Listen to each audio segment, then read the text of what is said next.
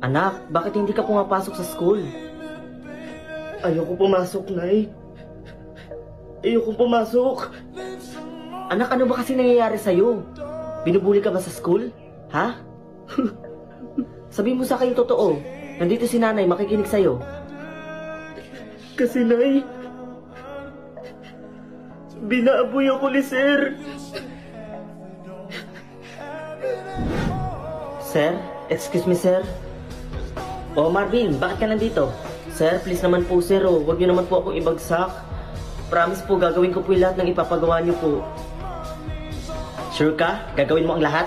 Opo, sir. Gagawin ko po yung lahat ng gusto niyo. Basta huwag niyo lang po akong ibagsak. Well, let's see. Alam mo, Marvin, isa lang naman yung gusto ko. Ikaw. Ikaw yung gusto ko. Ha? Di ba sabi mo gusto mong ipasa kita? So dapat, gagawin mo lahat ng gusto ko. Opo, sir, pero wag naman po sa ganitong paraan, sir. Huwag kang mag-alala. Sekreto lang natin to. Tayo lang dalawa ang nakakaalam. Sir, wag po.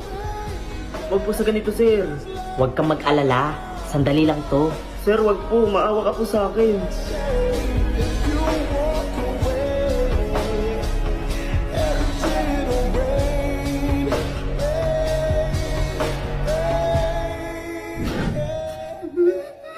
Ano?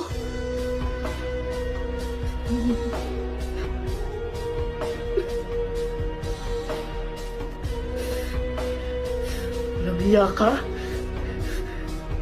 Okay, so what is the part of the body of the...